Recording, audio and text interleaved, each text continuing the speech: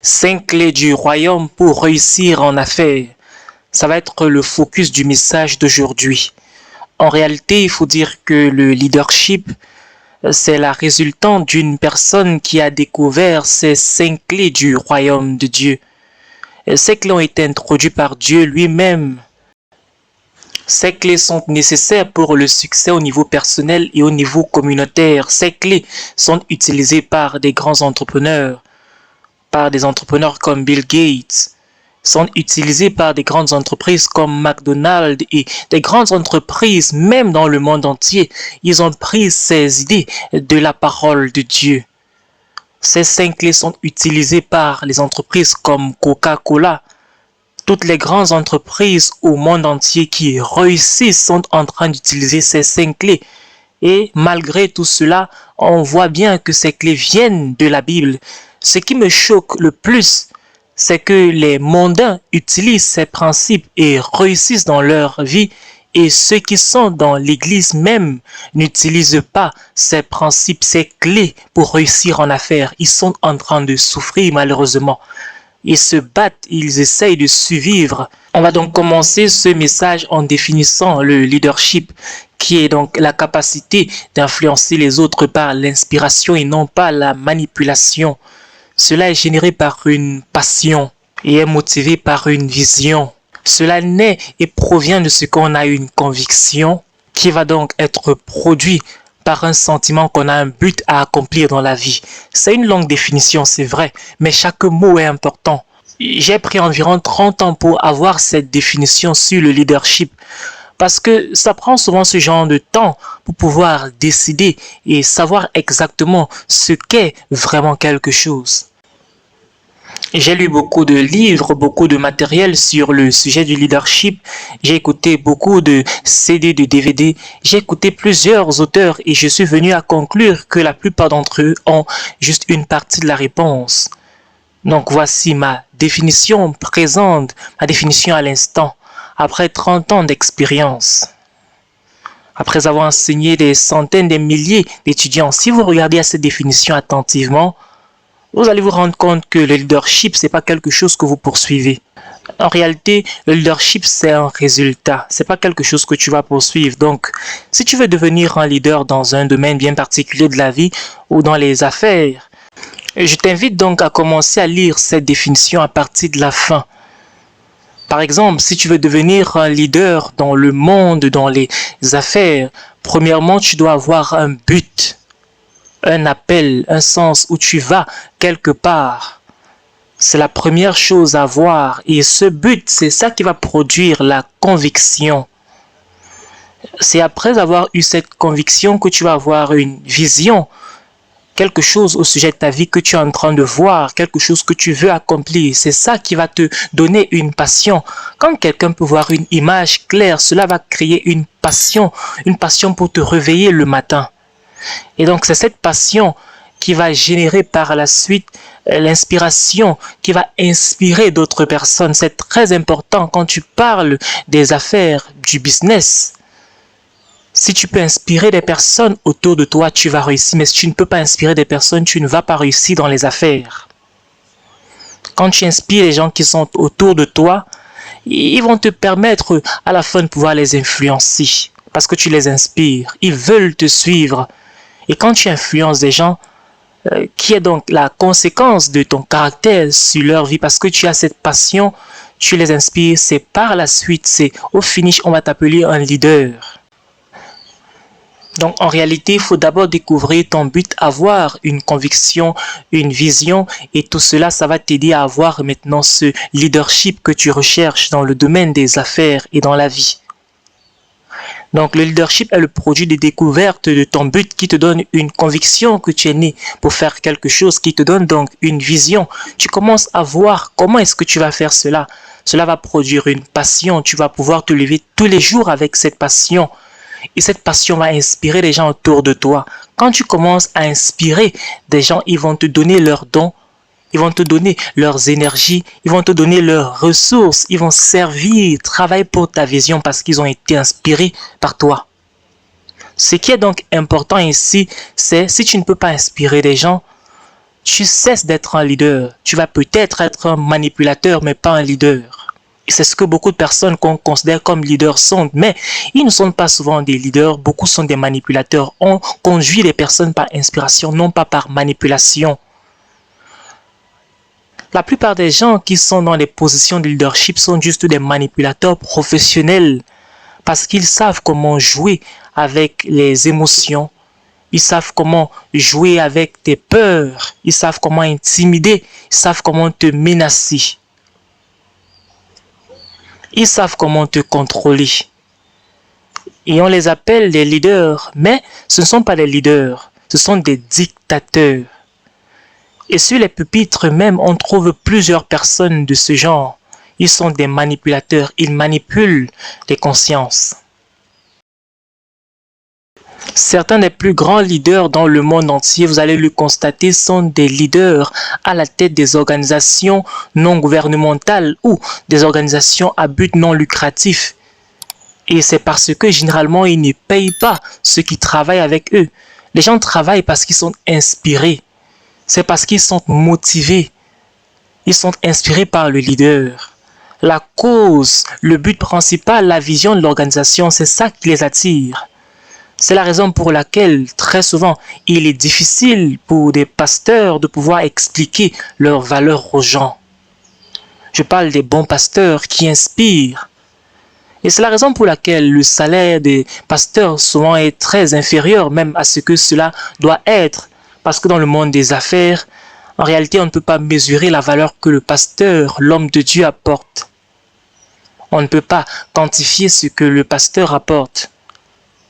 Ils apportent souvent, très souvent beaucoup de valeur. Ils inspirent des gens à faire quelque chose de puissant dans leur vie, dans la société. Souvent même ne sont pas payés pour cela.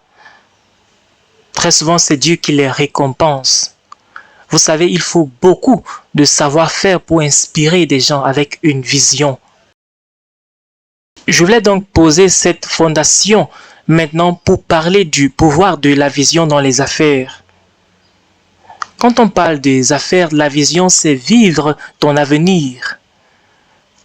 Quand on parle de découvrir ta passion, ce qui est au cœur de ce que tu veux accomplir, la vision pour moi est quelque chose de très très important, mais très mal compris dans le leadership. Donc j'ai certaines pensées pour vous ici. J'aimerais que vous puissiez prendre note. Premièrement, il faut dire que le plus grand don que Dieu a donné à l'homme, ce n'est pas le don de la vue, mais c'est le don de la vision. Je vais expliquer pourquoi. Parce que la vue est une fonction des yeux et la vision est une fonction du cœur. La vue est limitée aux capacités des yeux, mais la vision est limitée simplement par les frontières de ton imagination. C'est la raison pour laquelle moi-même je suspecte tellement, je suis suspicieux de mes yeux, je ne fais pas confiance à mes yeux en ce qui concerne ma vie. Le plus grand ennemi de ta vision, ce sont tes yeux physiques. Parce que tu peux être limité par tes yeux physiques. Si tu veux vivre selon la limite de ce que tu vois avec tes yeux physiques, tu vas vivre une vie très limitée. Est-ce que vous savez pourquoi les entrepreneurs sont souvent considérés comme des fous? Parce que très souvent, ils voient des choses que les autres personnes ne peuvent pas voir avec leurs yeux. C'est la raison pour laquelle je vous dis, le leadership, c'est une question de cœur et de vision. Tu dois être capable de voir des choses clairement, même si les autres ne peuvent pas voir cela. Je vous invite vraiment à chercher à découvrir cette vision. Et cette vision te permet de pouvoir naviguer les eaux instables de l'avenir. Tu as donc cette capacité de rêver. La vue, par contre, va juste capturer le présent. Mais la vision te donne de pouvoir capturer l'avenir. Tu es capable de palper l'avenir avec ta vision. La vue, c'est ce qui est, mais la vision, c'est ce qui pourrait être. Je suis en train de parler à ceux qui aspirent à l'entrepreneuriat aujourd'hui. Certains d'entre vous êtes venus ici parce que vous voulez commencer un business et vous ne savez pas ce que vous devez faire. Certains d'entre vous, vos affaires ont échoué et vous avez peur de recommencer. Certaines personnes ont déjà du succès dans les affaires, d'autres personnes même doivent beaucoup de gens dans les affaires. Il y a des personnes qui aujourd'hui, vous avez juste un peu de succès. Certaines personnes, vous payez juste des factures. Vous êtes à différents niveaux par rapport à ce que vous êtes en train de faire dans les affaires aujourd'hui. Et donc, peut-être même si vous avez du succès, vous recherchez, vous désirez aller au prochain niveau. Voici donc où commencer. On parle là de la vision. La vision, c'est la capacité de voir beaucoup plus loin que tes yeux physiques peuvent voir. C'est comme ça que je définis la vision. Tu dois voir au-delà de ce que tes yeux physiques voient. La vision, c'est la capacité de voir au-delà de tes yeux physiques et ce que les autres peuvent voir. Et tu dois cesser de faire confiance à ce que tes yeux voient. Je dis bien, tu dois cesser de faire confiance à ta vue, à tes yeux physiques. Tu dois voir au-delà parce que très souvent les situations peuvent être difficiles, mais c'est que tu te focalises sur ça, tu ne peux pas faire quelque chose de grand. Si tu veux entrer dans les affaires, tu dois cesser de voir les choses telles qu'elles sont. Tu dois commencer à voir les choses comme elles pourraient être. Tu dois voir les choses comme elles pourraient être, comme elles devraient être.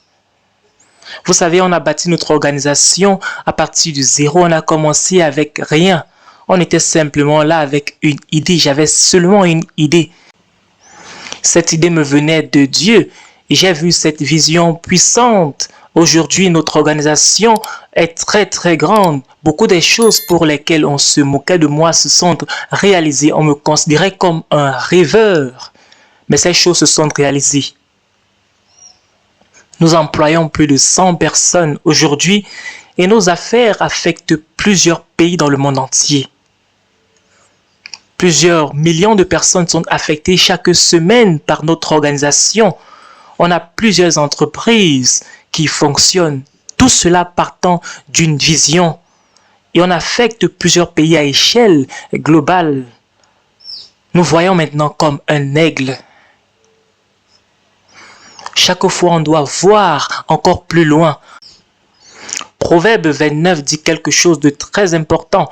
La première fois que j'ai lu ce verset, j'étais fâché après Dieu. Parce que ce verset apparaît 2 fois dans le livre des Proverbes. La première fois qu'on lit ce passage, cela dit. Le passage dit ceci, je cite. « L'Éternel a fait le riche et le pauvre. L'Éternel a créé le riche et le pauvre. » C'est ce que ça dit. Et j'étais fâché. Ce verset en particulier a été écrit par le roi Salomon. Il a dit, là où il n'y a pas de vision, le peuple vit sans restriction, sans discipline. On appelle ça périr. Donc sans vision, le peuple va périr. Et ensuite, il poursuit en disant que l'Éternel a créé le riche et le pauvre. Je crois que l'homme le plus pauvre dans le monde entier, ce n'est pas un homme qui n'a pas d'argent. C'est pas ça l'homme le plus pauvre dans le monde entier, c'est un homme qui n'a pas de vision. C'est une femme qui n'a pas de vision, c'est ça la pauvreté. Aussi longtemps que tu peux rêver, tu n'as pas de problème de pauvreté. Tu es pauvre quand tu n'as pas de vision, quand tu cesses de croire, quand tu acceptes tes conditions actuelles comme ta situation permanente. C'est à ce moment que tu es pauvre. Il n'y a pas de problème de naître dans la pauvreté, ça ne dépend pas de toi. Mais n'accepte pas la pauvreté comme ta situation permanente. N'accepte pas la pauvreté comme une situation définitive. Moi, je suis né dans la pauvreté, mais je n'ai pas accepté cela. Voici le verset que je suis en train de mentionner beaucoup plus tôt. Proverbe 29 dit ceci.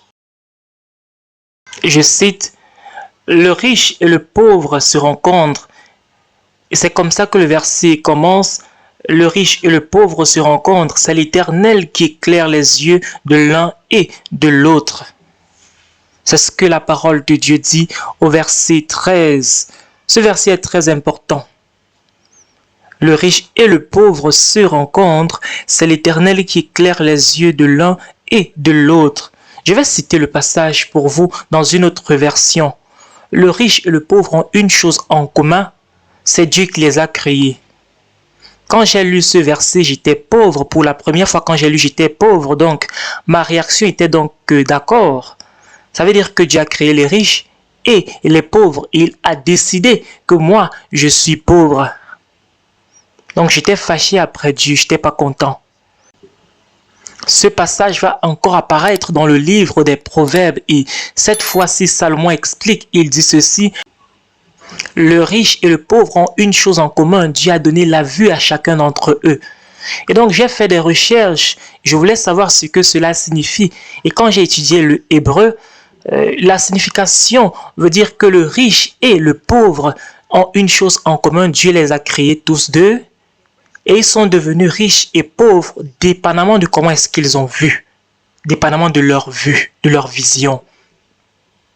Cela a changé ma vie.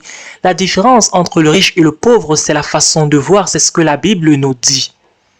La vision, par conséquent, c'est la clé de la prospérité et le succès. J'ai un passage ici sur une île qu'on appelle l'île des cochons. C'est une île qui se trouvait dans mon pays. On appelait cela l'île des cochons parce qu'il y avait des cochons sauvages sur cette île. Et cette île nous servait de dépotoir d'ordures, de déchets, de tout ce qui était sale. C'est la raison pour laquelle on appelait cela l'île des cochons. Et plusieurs cochons sauvages et animaux sauvages vivaient sur cette île. Donc c'était une île qui n'avait pas de valeur, qui avait une odeur très nauséabonde.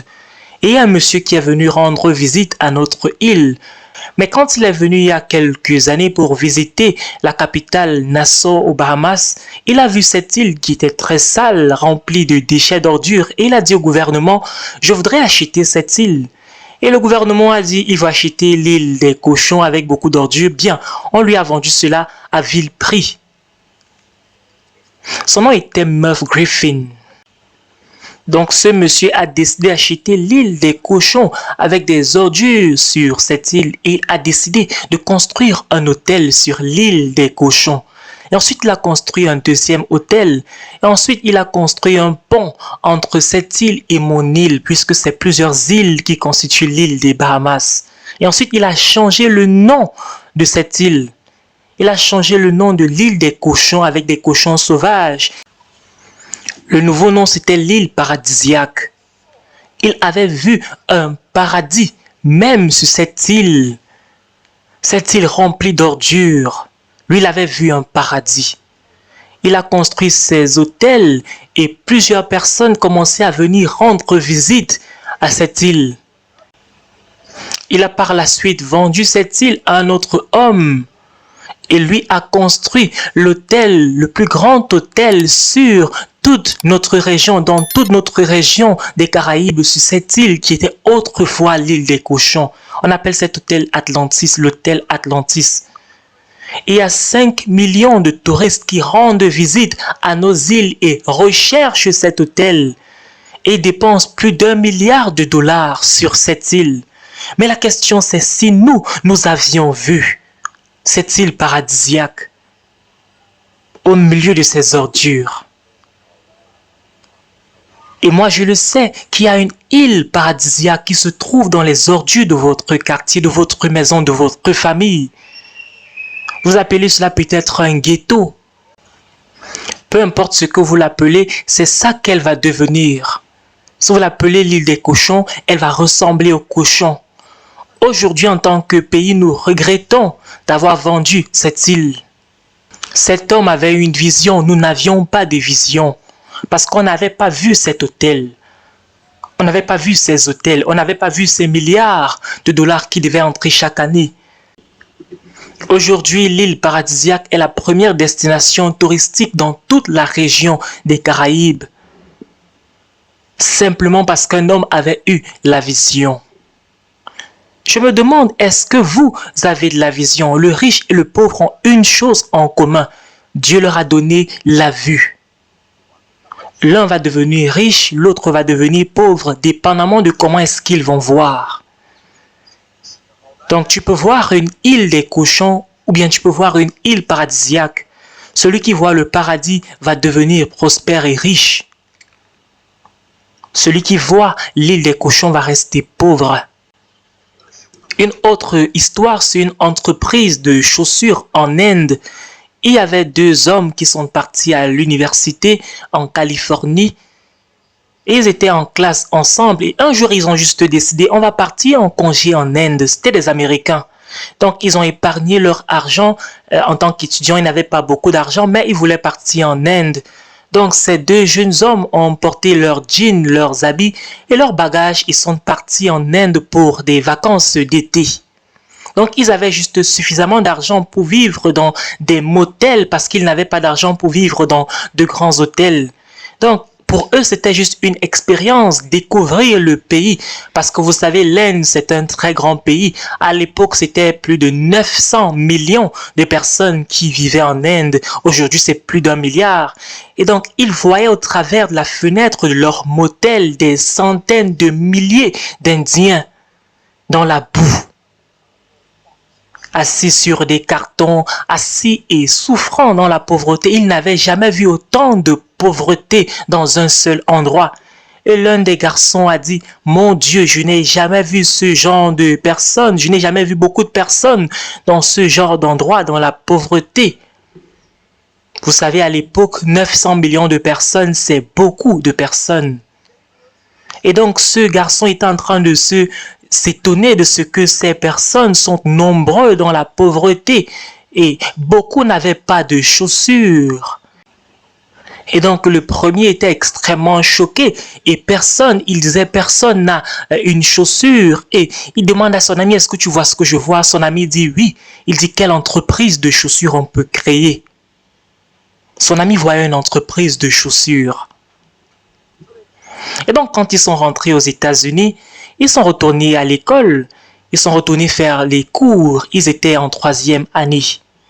Et l'un d'entre eux était en train de faire une petite maquette, était en train de simplement dessiner. Il était simplement en train de dessiner peut-être une chaussure potentielle pour ces Indiens. Et donc, il avait cette image, ces personnes ne quittaient pas sa pensée. Il avait vu quelque chose. Lui, il avait vu une entreprise de chaussures et il voulait faire des chaussures très moins chères pour ces Indiens. La chaussure devait être à base de plastique et après avoir conçu la chaussure sur papier, le garçon qui avait cette idée d'entreprise de chaussures a donc demandé à un fabricant de produire un prototype. Après avoir vu le prototype et quand il a fait ses calculs, c'était à 50 centimes qu'il pouvait produire et vendre une chaussure. Et il s'est dit, c'était une très bonne idée. Probablement, je dois me lancer dans le secteur.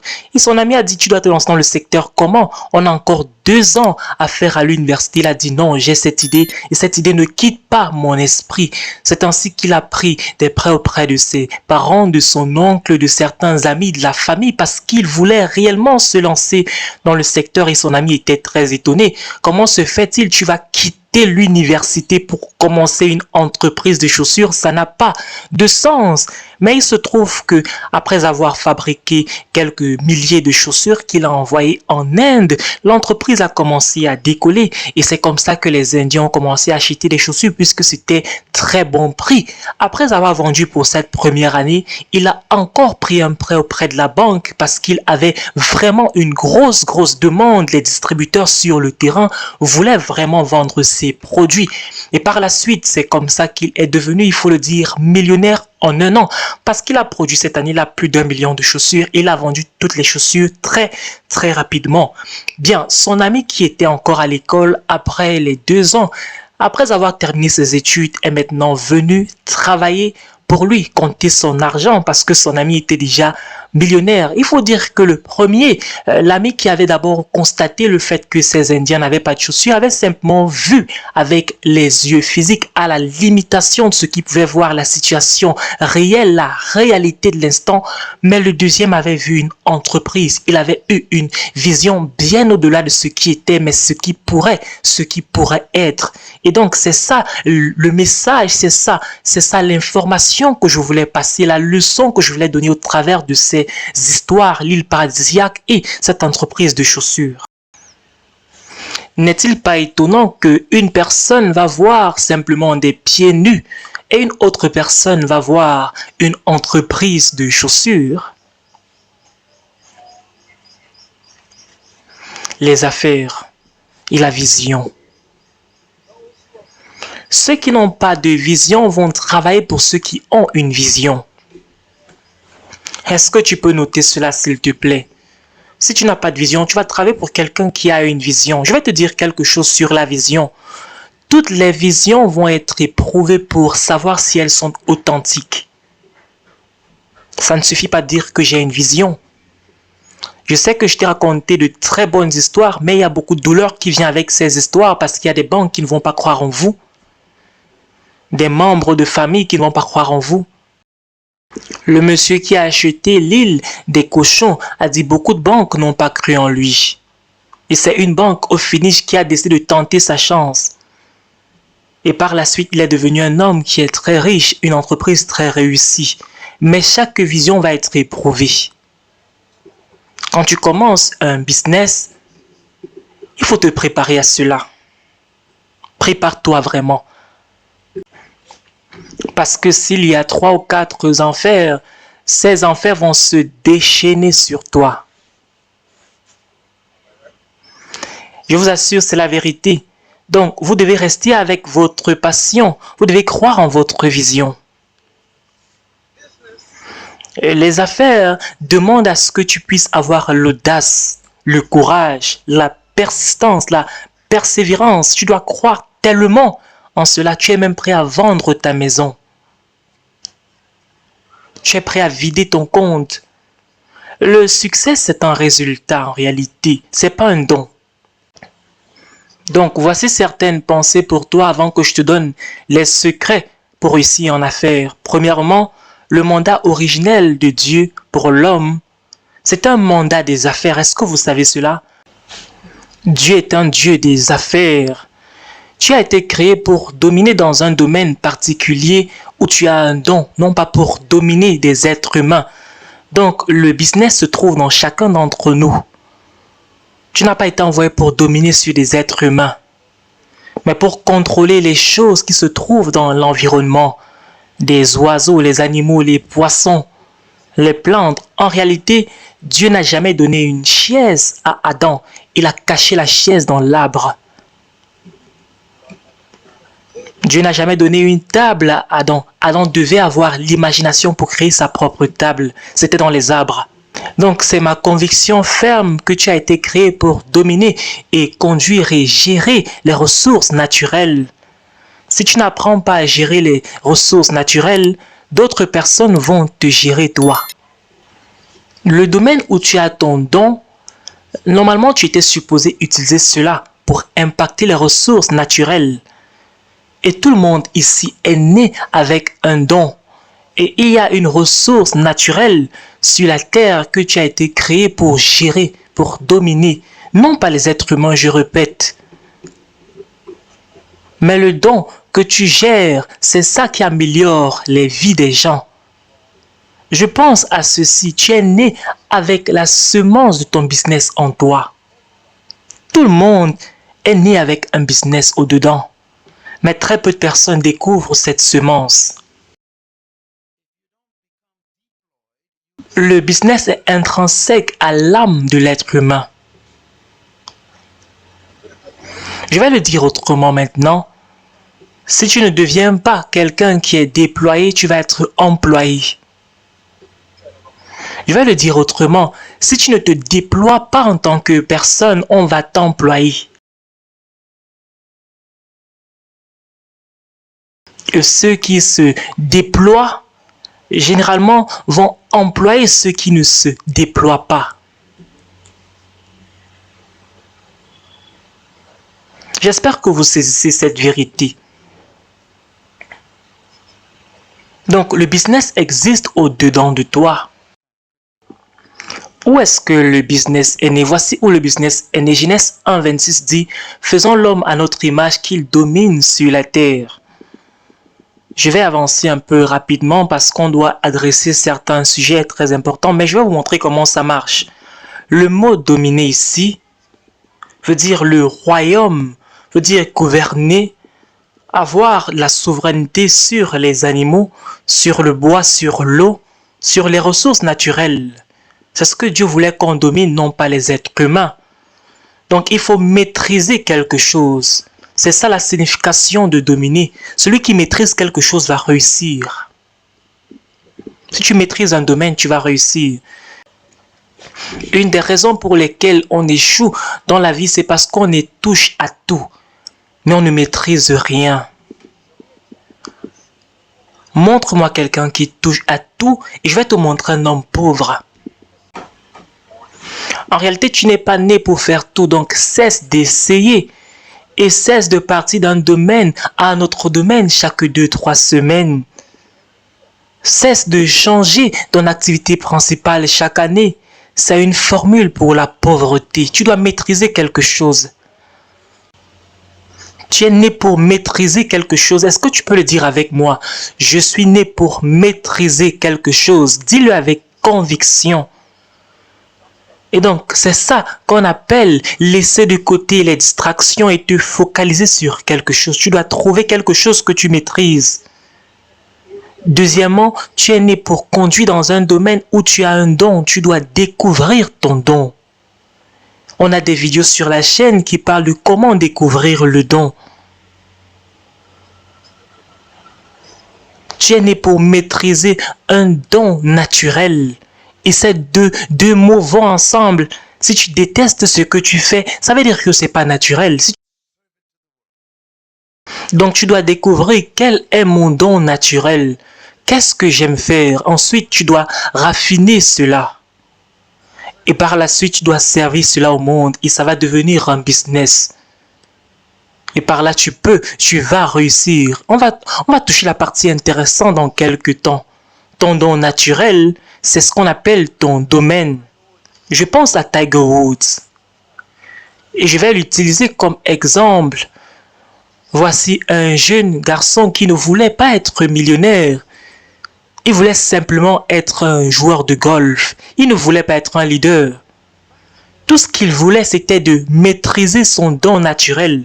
Donc, à 4 ans, il a commencé à jouer au golf, coaché par son père. Son père dit, utilise ce bâton et tape dans cette balle à 4 ans d'âge. Et à partir de ces 4 ans, il continue à jouer ce même jeu. Et tout ce qu'il fait, c'est maîtriser ce jeu. Je lisais une de ses phrases. Il disait, il se réveillait chaque matin à 4 heures, pendant que toi tu es en train de dormir. Parce qu'il veut maîtriser ce domaine.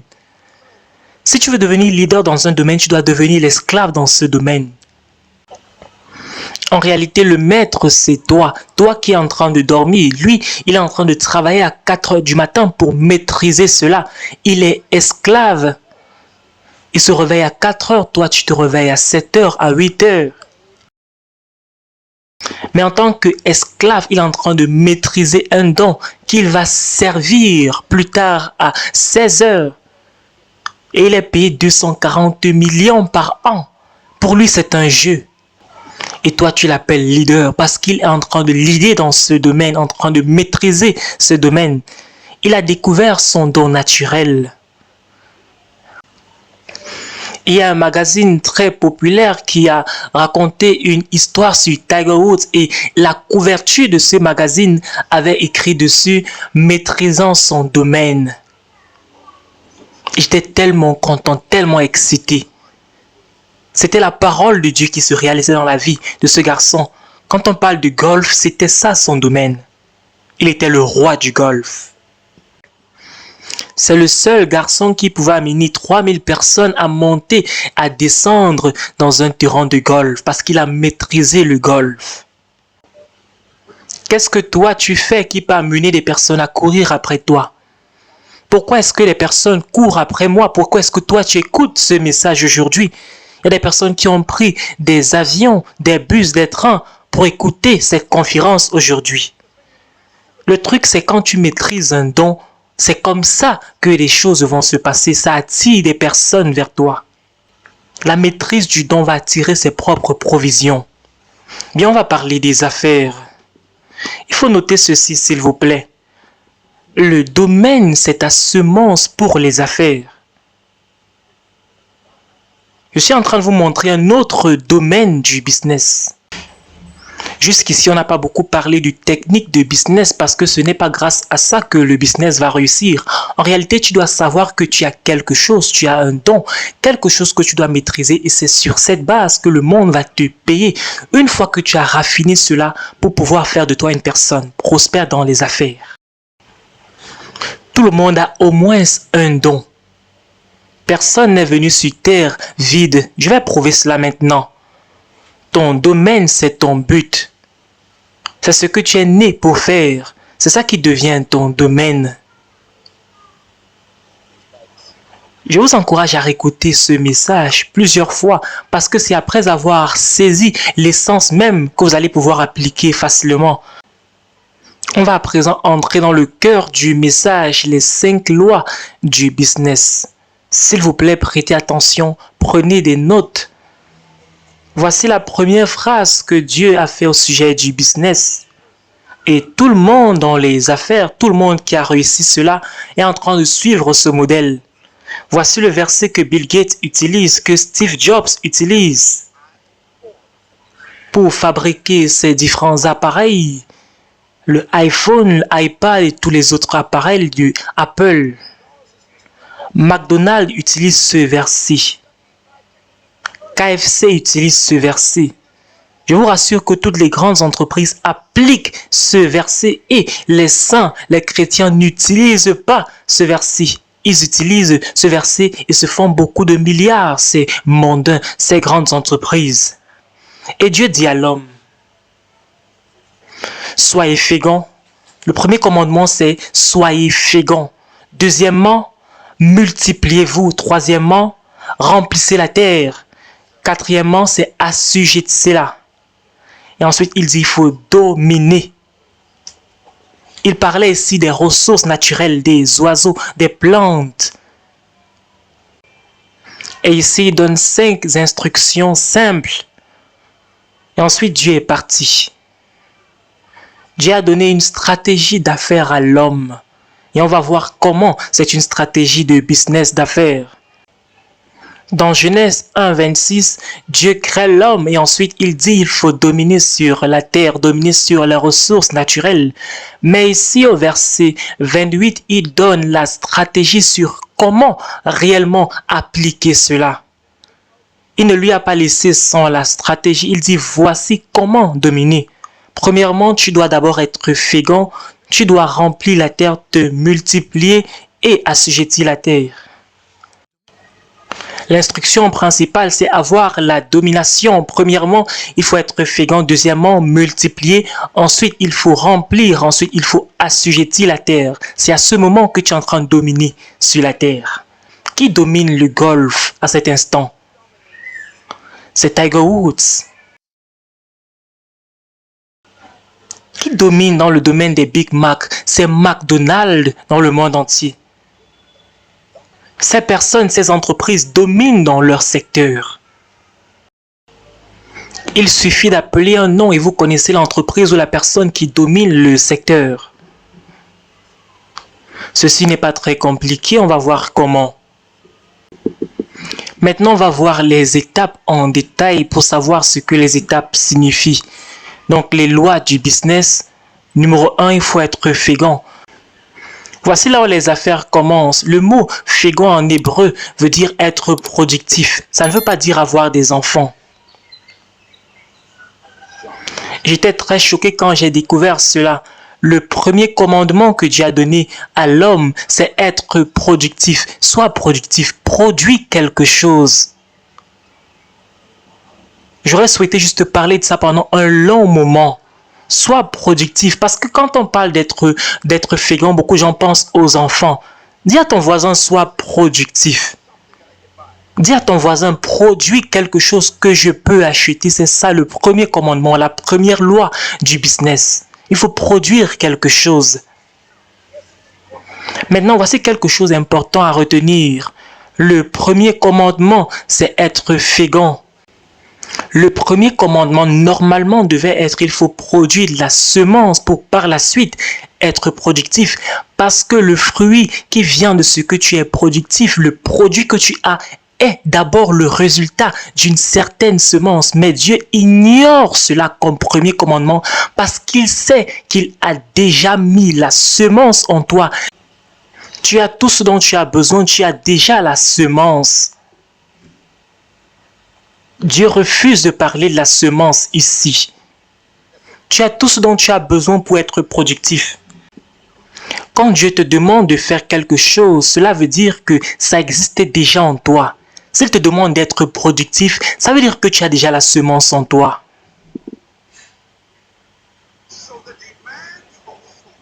Donc le fait qu'il demande le fruit, ça veut dire qu'il présume que tu as déjà la semence pour produire le fruit. J'espère que vous comprenez. Ça veut dire qu'il y a déjà la semence au-dedans de vous. La première raison pour laquelle il y a la pauvreté dans ce pays, ce n'est pas parce qu'il y a un manque d'investisseurs, mais parce qu'il y a un manque de productivité à l'intérieur de cette nation. C'est parce que vous n'êtes pas productif que vous êtes pauvre. Est-ce que vous savez comment on mesure la richesse d'une nation? Ça dépend de la productivité d'une nation. La productivité nationale. On appelle ça le produit national brut. Donc si une nation ne produit pas, on appelle cette nation une nation pauvre. Donc pour être riche, il faut être producteur. Ce qui te rend riche, ce n'est pas l'argent, c'est la productivité qui te rend riche. C'est pour cela que la Chine est une des plus grandes menaces aujourd'hui. Parce qu'ils produisent et ils produisent beaucoup. Qu'est-ce que la plupart des gens font dans ce monde, dans ce pays aujourd'hui? Ils consomment, ils sont des consommateurs. J'espère que vous comprenez. Tous les jours, vous partez à la banque pour emprunter de l'argent, pour prendre un crédit, pour acheter des produits de consommation. En réalité, pour acheter des produits qui ne sont pas des passifs, mais des actifs. N'achetez pas des beaux habits, de belles voitures juste pour conduire. C'est une consommation qui ne produit rien, simplement des dépenses. Le fait que Dieu donne ce commandement présuppose qu'il y a déjà en toi la capacité de produire. Ça veut dire que la semence se trouve déjà en toi. Maintenant, la semence se trouve en toi maintenant.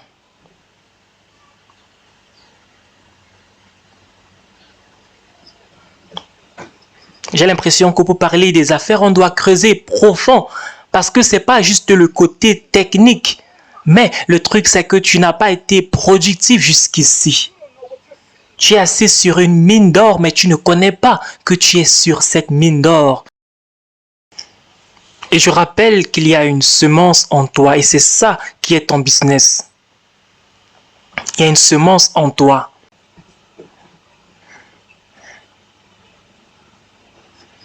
Et Dieu dit, montre-moi le fruit qui vient de cette semence, produit quelque chose. Deviens fécond, deviens productif. Et maintenant, quand tu as produit un seul produit, observe la stratégie de Dieu en place. Par exemple, on va prendre les ordinateurs Apple. Vous vous souvenez que Steve Jobs, le créateur de Apple, a quitté les études. Moi-même, j'ai presque quitté l'université, mais ma maman m'a forcé à rester. Donc, Steve Jobs a quitté l'université parce qu'il avait eu une idée. Et c'est ça ta semence. Ta semence, c'est l'idée qui ne quitte pas ton esprit.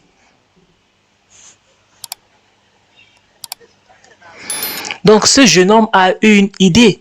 Il allait visiter une entreprise, une usine pour voir un ordinateur. C'est un garçon très intéressant, Steve Jobs, à l'université. Quand il a vu cet ordinateur, l'ordinateur était tellement grand. L'ordinateur pouvait remplir une chambre entière. Il a dit, mais pourquoi est-ce qu'on ne peut pas réduire la taille de cet ordinateur pour mettre ça sur une table? Ensuite, il est parti, il a eu son idée. Il a continué à avoir des visions de cet ordinateur qui devait être un jour sur les tables.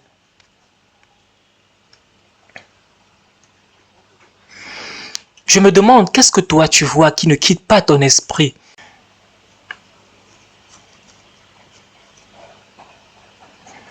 C'est ce que Steve Jobs avait comme idée dans son esprit, réduire la taille de l'ordinateur. Il faut noter ceci s'il te plaît, chaque problème est un business. Je vais encore le dire, chaque problème est un business. Un homme va avoir des pieds nus, c'est un problème, mais une autre personne va avoir une entreprise, c'est un business. Un homme va voir une île de cochons, un autre homme va voir une île paradisiaque, c'est un business où on peut construire des hôtels. Produis quelque chose. Produis ton fruit à partir de ton idée, de ta semence. Et le deuxième commandement, c'est multiplie.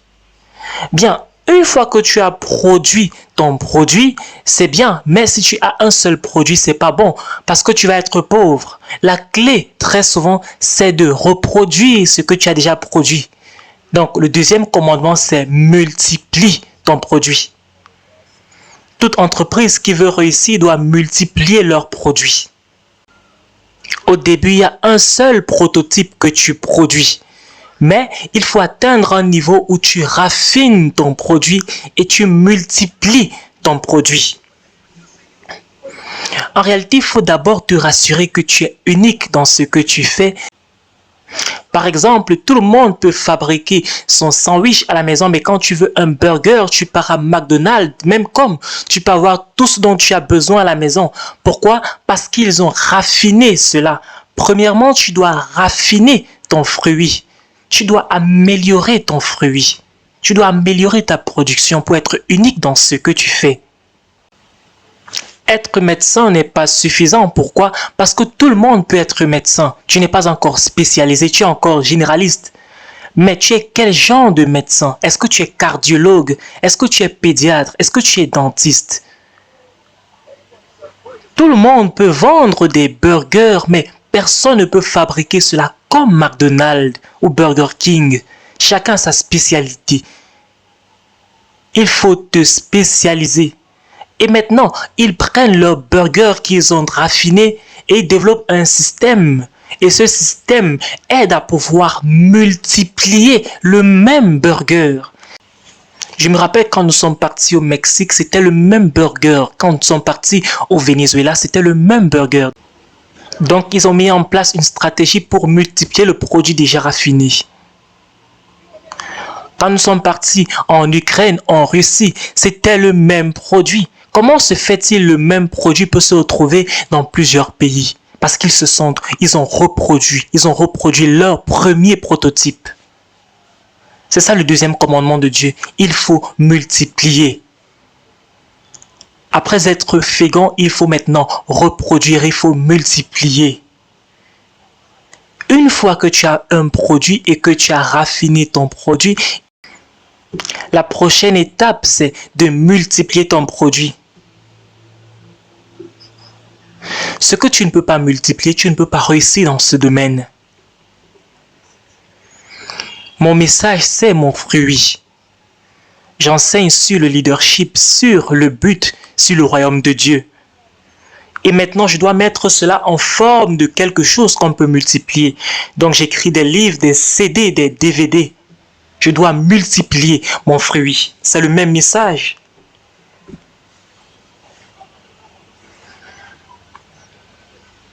Si tu veux un bon Big Mac, tu ne peux pas voir cela de Burger King. Parce que le Big Mac, c'est le produit de McDonald's. C'est le fruit de McDonald's. Et ce qu'ils font, c'est qu'ils reproduisent cela. Et le prochain commandement, c'est qu'il faut remplir la terre. On parle là de distribution de ton produit. Tu dois développer un système de distribution après avoir multiplié ton produit. Comment tu vas distribuer? Il y a une banque qu'on appelle Nations Bank qui se trouve dans 50 États aux États-Unis. Et je pense qu'un jour, ils se sont assis, ils ont dit, on a déjà un bon produit, mais il faudrait qu'on puisse reproduire ce produit. Il faudrait qu'on se trouve dans ces 50 États aux États-Unis. Donc, on doit avoir un système, développer un système. Et donc, quand tu entres dans cette banque, tout se trouve au même endroit. De même pour Walmart, créé par Sam Walton. Il a commencé avec un fruit, un supermarché, et tu pouvais acheter des produits à prix de gros dans ce supermarché. Mais il a décidé, je vais suivre le plan de Dieu. Je vais maintenant devoir multiplier ce produit. Il a créé un système pour pouvoir multiplier cela dans le monde entier. Et ensuite, il a dit, je vais distribuer mes produits dans le monde. Il a son propre système de distribution.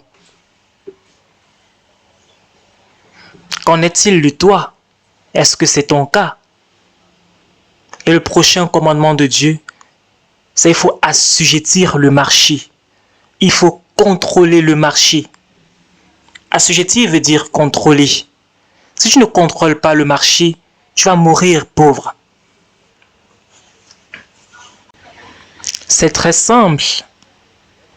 Bill Gates a tellement réussi à suivre le programme de Dieu que le Congrès américain a demandé à le rencontrer. Comment se fait-il tu veux contrôler le marché? Comment se fait-il tu veux dominer le marché? On voulait dissoudre son entreprise. Pourquoi? Parce qu'il a dominé le marché. Si tu veux faire quelque chose avec des ordinateurs, tu dois passer par lui. Est-ce que je peux dire autrement? Contrôle également veut dire que si quelqu'un veut quelque chose comme ton produit, tu es la première personne à laquelle on pense. Est-ce que tu es la première personne à laquelle on pense? Assujettir le marché. Ça, c'est la stratégie de Dieu, les 4 étapes qui vont t'amener à dominer le marché, dominer ton secteur, dominer le secteur dans lequel tu es dans les affaires. Donc, l'entreprise Ford qui produit les voitures a décidé de dominer le secteur des camions. Mercedes a décidé de se focaliser sur les voitures de luxe.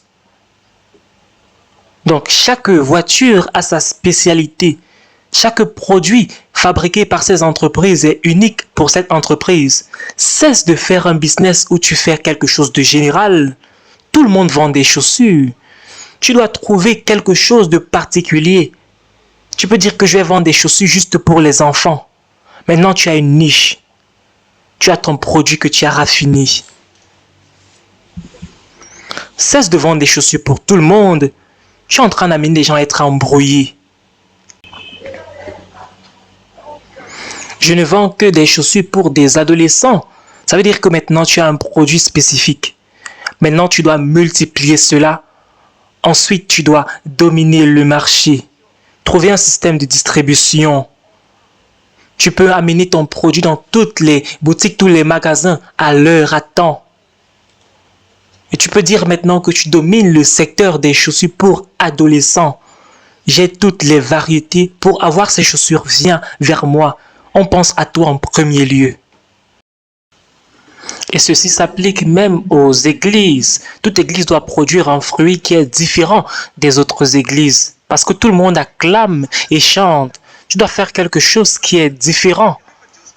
De telle façon à ce que tu peux multiplier ce fruit et tu ouvres d'autres branches produisant le même fruit. Et Dieu dit, il faut assujettir le secteur. C'est comme Oprah Winfrey, qui est devenue une maîtresse dans le domaine du talk show et des interviews. Elle avait un seul show à la télévision et elle a distribué cela. Toute chaîne de télévision qui voulait distribuer son show devait venir vers elle parce qu'elle avait raffiné un don. Elle avait un seul show, un seul programme télévisé. Mais elle a raffiné cela. Raffiner, c'est 1 heure d'interview. C'était son fruit. Et ensuite, elle a multiplié cela. Elle a distribué cela et des millions de personnes l'ont regardé à la télévision tous les jours. Elle a maintenant assujetti le secteur. Elle a contrôlé le secteur. Et ensuite, elle est partie dominer dans tout le secteur. C'est comme Microsoft qui domine, Steve Jobs qui domine son secteur. La question, c'est qu'est-ce que toi, tu vas dominer? Un jour, T.D. Jakes m'a appelé. Il a dit, je suis en train de vouloir organiser un programme, une conférence sur le leadership et la première personne à laquelle j'ai pensé, c'est toi. C'est à ce moment que tu sais que tu domines un secteur quand on pense à toi en premier lieu. Si quelqu'un dit on va manger un burger aujourd'hui, un Big Mac, tu ne dois pas réfléchir parce que tu sais que c'est à McDonald's que je vais trouver cela. Est-ce qu'il y a quelque chose que tu fais que personne d'autre ne peut faire comme toi? Est-ce que tu es la première personne à laquelle on pense pour quelque chose dans un secteur? Est-ce que tu domines un secteur? Quel est ce secteur? Je vais conclure avec cette partie. Vous savez, l'histoire d'Oprah est une histoire très captivante. Elle a été abusée, violée, mais par la suite, elle avait une idée. Et c'est cette idée qui l'a amenée là où elle se trouve aujourd'hui. Elle était la première femme milliardaire noire aux États-Unis. Donc, comment faire pour réussir? Notez ces différents points. Tout le monde possède la semence pour la grandeur à l'intérieur. Deuxièmement, ta semence, c'est ton but et ta passion. Troisièmement, ta semence contient ton avenir. Quatrièmement, dans chaque semence, il y a une forêt.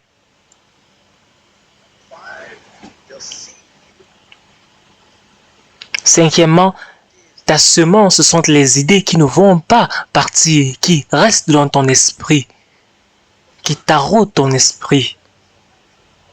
Ta semence détermine ton talent naturel. Ça, c'est le sixième point.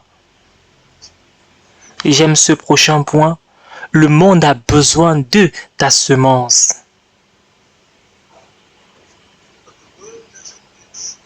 Mais il faut dire que le monde ne mange pas la semence. On ne mange pas le noyau. C'est ça ton dilemme. Le monde mange les fruits. Par conséquent, tu dois développer ta semence. Tu dois cultiver pour que ta semence devienne un fruit. C'est pour cela que Dieu dit, produis quelque chose. Ta semence, c'est ton business que tu vas développer.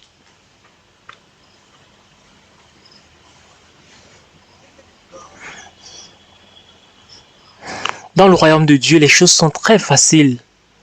Tu as une semence et tu dois produire un fruit. Tu multiplies ce fruit et ensuite tu distribues.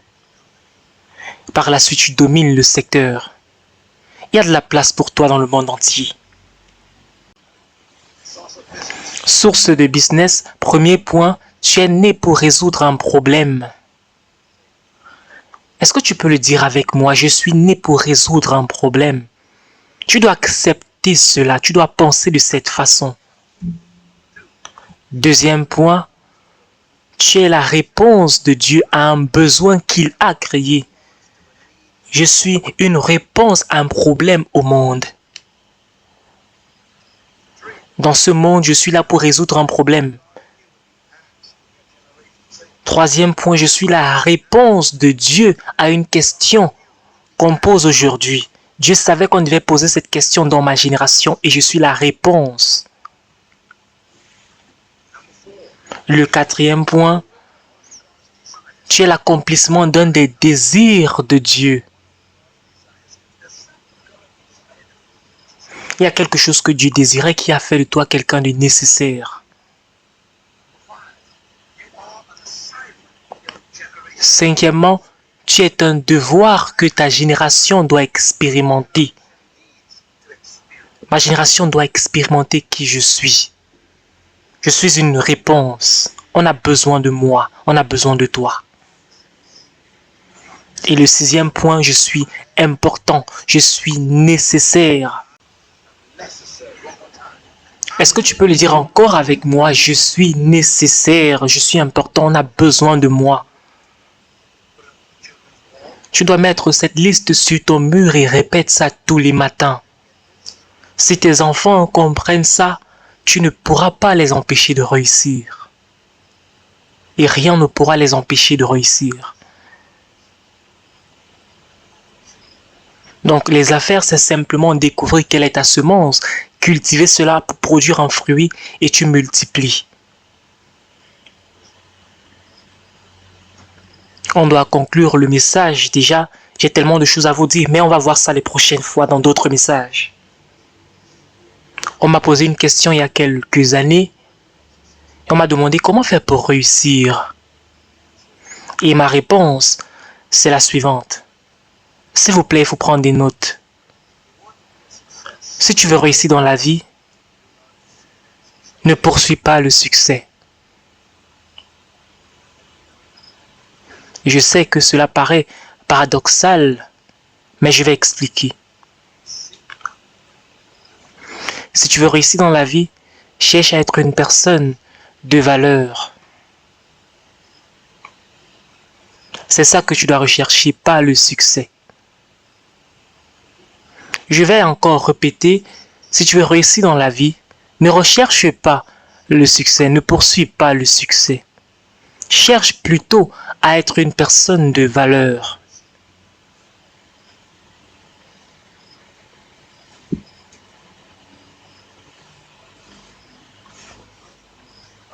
Bien, la question se pose, comment être une personne de valeur? C'est pas difficile, raffine ton don. Deviens très bon dans un domaine. Raffine ton don jusqu'au point où le monde a besoin de ton don, de ta semence, de ton idée, de ton business, de la solution que tu vas apporter. Ceux qui ont étudié l'économie savent que l'argent suit la valeur. La richesse suit la valeur. Donc ne courez pas après l'argent, devenez juste une personne qui a de la valeur. Devenez important. Cultivez-vous. Raffinez votre don.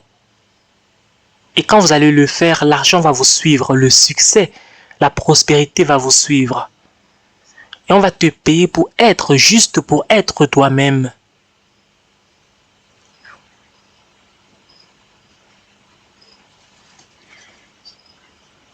Je parlais à mon secrétaire ce matin.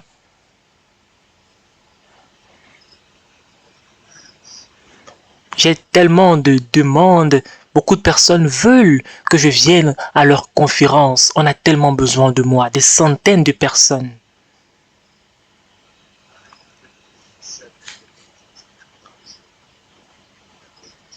Et il m'a dit que j'ai 987 invitations pour l'année qui arrive, partout dans le monde entier, pour une année qui n'a même pas encore commencé. 987 invitations. Deviens une personne qui a de la valeur. On va te rechercher.